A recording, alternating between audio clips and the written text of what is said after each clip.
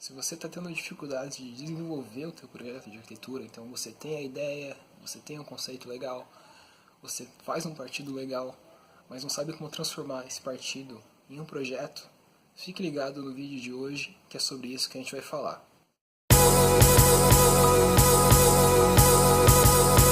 Como é que você está? Aqui é Rafael Fischer, sou arquiteto urbanista, mestre em engenharia da construção civil e um dos cofundadores do Como Projetar.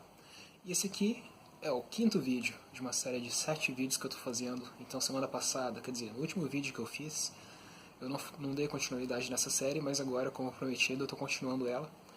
E esse aqui é o quinto vídeo de uma série que eu basicamente estou te falando, estou dando algumas dicas de como você faz para resolver um projeto de arquitetura em 7 dias. Porque afinal de contas, a gente sabe que na faculdade muitas vezes os projetos acabam sendo resolvidos na última hora. Então eu acho que é muito interessante você ter essa habilidade, esse senso de planejamento e conseguir resolver um projeto num prazo curto, como esse que a gente encontra frequentemente na faculdade de arquitetura. O tema de hoje ele é muito interessante porque ele trata justamente do desenvolvimento do projeto propriamente dito. Então, nos vídeos anteriores eu falei como levantar dados, como definir o programa de necessidade, como pensar um conceito, como pensar um partido para o projeto. E hoje a gente vai por pulo do gato, digamos assim, que é quando você pega e sai do partido arquitetônico e transforma aquele partido em um projeto de arquitetura. A primeira coisa que a gente tem que ter em mente é que um projeto de arquitetura é desenvolvido num processo de tentativa e erro. É um processo que as pessoas chamam de iterativo. Ou seja, você propõe uma coisa, testa essa coisa, vê se está funcionando, vê se está dando certo, vê se é a melhor alternativa e vai propondo melhorias, vai fazendo testes e melhorando aos pouquinhos. E essa natureza iterativa do projeto de arquitetura torna quase impossível que você faça uma proposta inicial e essa proposta inicial acabe sendo igual à proposta final. A gente sabe que a primeira proposta normalmente é muito diferente da proposta que a gente acaba entregando no fim, na data prevista para a entrega do projeto. Ou seja, a gente vai acabar inevitavelmente fazendo mais de uma alternativa, desenvolvendo mais de uma possibilidade quando a gente está transformando o partido no projeto. A gente vai pensar em diferentes soluções e provavelmente a primeira solução não vai ser a melhor, não vai ser a que você vai utilizar na hora da entrega. Então por isso que é importante você alocar uma quantidade de tempo mínima para poder desenvolver essas alternativas, para poder maturar a ideia na tua cabeça, para poder testar possibilidades diferentes e não ficar refém de uma só, que provavelmente não vai ser a melhor. Mas também é importante, quando a gente está lidando com um prazo tão curto quanto o nosso aqui, definir um período de tempo máximo para você trabalhar em cima daquilo, senão a gente pode trabalhar até o infinito. A gente sabe que um projeto ele nunca está exatamente finalizado, sempre tem alguma coisa que a gente pode melhorar nele. Então é importante também definir um prazo máximo, um período máximo que você vai trabalhar para desenvolver alternativas, testar soluções, testar possibilidades para aquele projeto. E você vê em projetos famosos, por exemplo, o projeto do Centro Georges Pompidou, que foi feito pelo Richard Rogers e o Renzo Piano. Você pega a primeira elevação que eles fizeram daquele projeto, assim, embora tenha bastante coisa que a gente consegue observar no projeto que foi construído, aquela primeira elevação do partido arquitetônico, ela acabou ficando totalmente diferente da elevação que foi de fato executada. Só para você ter uma noção de como a ideia que a gente pensa no partido arquitetônico muitas vezes sofre muitas modificações até chegar no projeto propriamente dito. Portanto, é interessante notar que, mesmo que tenha sido diferente a solução final construída, muitas das coisas, muitas das características do projeto se mantiveram. Então, a estrutura, aquela questão de ser um negócio mais tecnológico, digamos assim, um projeto diferente, um edifício diferente, tudo isso foi mantido. Eles só evoluíram essa questão de como que o projeto é propriamente dito, como que ele vai ficar no final das contas. Então uma coisa muito importante de se levar em conta na hora de transformar o partido arquitetônico no projeto é não se apegar, é não se apaixonar, não desenvolver laços afetivos com aquela proposta que você está fazendo. Porque muito provavelmente ela vai ser modificada e você tem que estar disposto a se desapegar dela. E a propor modificações, tudo para no final das contas ter um projeto melhor. Só que assim, ao mesmo tempo que você não vai você pode desapegar de uma certa ideia, de uma certa solução que você pensou, você também tem que estar disposto, não é que tem que estar disposto, mas é bom que você anote essas ideias, anote essas alternativas que você acabou não utilizando. Por quê?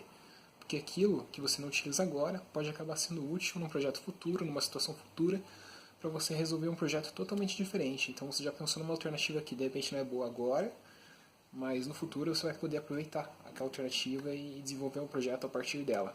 Tem um projeto bem interessante que exemplifica essa situação, que é um projeto que foi feito pelo arquiteto Bjarke Ingels, de novo estou falando dele aqui, mas não tem como deixar passar. Ele tinha feito um edifício para uma cidade na Dinamarca, se eu não me engano, e você sabe que a Dinamarca fica na Europa e a escala dos edifícios é muito baixinha, né? A Europa não é conhecida pelos arranha-céus. E ele, no caso, tinha proposto um arranha-céu, com esse formato diferente, lá no país escandinavo. Obviamente, o projeto acabou não ganhando o concurso do qual eles estavam participando, foi um concurso, né? No entanto, eles guardaram esse projeto, essa ideia, e anos depois, quando eles foram contratados por uma empresa, pelo governo chinês, se não me engano, para fazer um edifício na China, o responsável pela contratação viu aquele edifício, viu aquele desenho e falou assim: nossa, isso aqui representa, essa forma representa a palavra pessoas em chinês. E eles concordaram, né? Eles não sabiam o que tinha feito, mas concordaram. E no fim das contas, eles acabaram fazendo aquele projeto em outro lugar, na China no caso, e tudo isso porque eles tinham pensado nessa ideia antes, e daí o chinês foi lá, viu aquele símbolo, achou interessante e falou assim: não, isso aqui se aplica bastante, isso aqui é bem adequado para a China. Então eles conseguiram transportar essa ideia que eles tinham pensado para um projeto anterior em um novo projeto. Uma coisa que a gente tem que ter em mente durante o desenvolvimento do projeto, quando a gente pega a partida e tenta transformar ele no projeto propriamente dito, é que é muito fácil a gente se empolgar. Então a gente começa a modificar alguma coisa, a aumentar a dimensão de um determinado setor que você definiu, de um determinado ambiente, a propor coisas novas. E é muito fácil, no final das contas, a gente ter em mãos um projeto que não tem nada a ver com aquilo que a gente pensou inicialmente para o conceito, né? A ideia geral daquele projeto foi totalmente deturpada, ou que o programa não está sendo mais atendido, ou enfim, um projeto que não é mais contextualizado, que está atendendo os nossos gostos pessoais, aquilo que a gente acha que tem que ser, mas na prática não resolve o problema das pessoas, dos clientes para os quais a gente está projetando. Então nessa hora é importante a gente pegar, olhar o conceito inicial que a gente definiu para aquele projeto, olhar o programa de necessidades, olhar tudo aquilo que a gente pesquisou antes e confrontar com aquilo que a gente está fazendo, com aquilo que o projeto está se tornando, para ver se ele continua fazendo sentido ou não. E de repente a gente está chegando a uma solução que a gente está gostando bastante, está agradando bastante o nosso gosto, a gente está achando que está uma forma bonita, o uso dele está perfeito e tudo mais, mas quando a gente confronta com a realidade, com o programa de necessidades, a gente percebe que não é aquela solução pode ser bonita na nossa cabeça, mas não é a mais adequada para os usuários dessa futura obra que vai ser construída. Você vê vários arquitetos famosos que fazem uma proposta inicial, uns desenhos iniciais para um determinado projeto, e ao longo do desenvolvimento eles vão modificando, né, adaptando aquela proposta conforme as necessidades. Mas se você compara o projeto final com aquelas primeiras ideias, você vê que a essência, o conceito está ali. Então você compara, por exemplo, esse projeto do Renzo Piano, que foi feito para Nova Guiné, que é um centro cultural lá. As primeiras imagens, os primeiros desenhos que ele fez, você consegue perceber que tem muita similaridade com a seção do que de fato foi construído. Então, obviamente, teve modificações, teve adaptações por causa de programa, por causa de vários fatores, mas a ideia geral, aquilo que fundamentou o desenvolvimento do projeto, continua lá, a essência continua lá. Uma situação que costuma acontecer bastante no desenvolvimento de um projeto é você de repente pegar e desenhar todos os ambientes no AutoCAD, fazer um retângulo que representa aquela área de todos os ambientes e começar a tentar encaixar esses ambientes como se fosse uma espécie de um Tetris, um quebra-cabeça, sabe? E isso tende a ser um pouco complicado, porque você pode acabar resolvendo uma parte do projeto, mas a outra vai ficar mal resolvida e você não vai conseguir consertar aquilo. Então é importantíssimo que você trabalhe com setores, que você primeiro defina como que os setores estão se relacionando entre si, para depois você passar para uma escala menor, que é resolver os ambientes que ficam em cada um desses setores.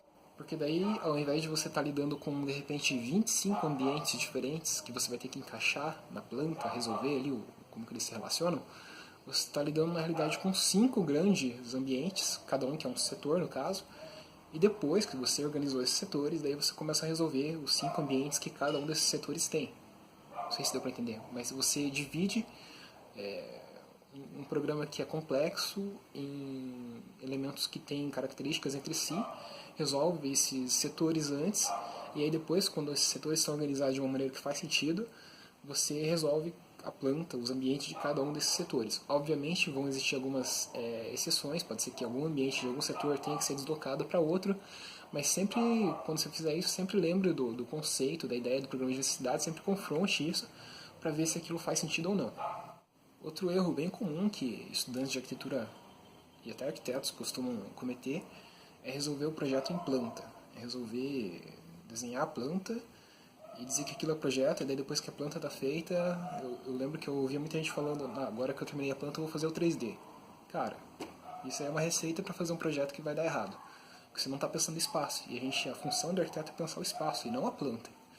Então, pense o espaço, projete pensando sempre o espaço, sempre pensando nos ambientes, sempre pensando como que eles vão ser percebidos por alguém que vai entrar neles, e não a planta, que é só uma coisa que ajuda a gente a visualizar melhor o projeto, como ele se organiza, qual que é a circulação, mas não representa como que é o espaço que você está definindo ali no projeto.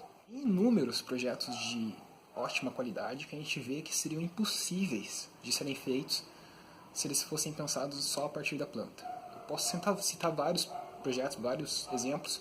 Inclusive tem um vídeo aqui nesse canal que te ensina como faz um projeto a partir do corte, que eu acho que é bem interessante para você conseguir pensar o espaço e não só a planta, mas enfim, eu vou citar o exemplo aqui de um projeto que foi feito pelo Steven Hall, que é um edifício de residência estudantil lá para os Estados Unidos, e ele pensou em fazer uns túneis de luz para deixar a luz entrar dentro do edifício. Né? Isso a gente vê que ele pensou desde o começo, desde os primeiros sketches, desde o desenvolvimento do partido, digamos assim.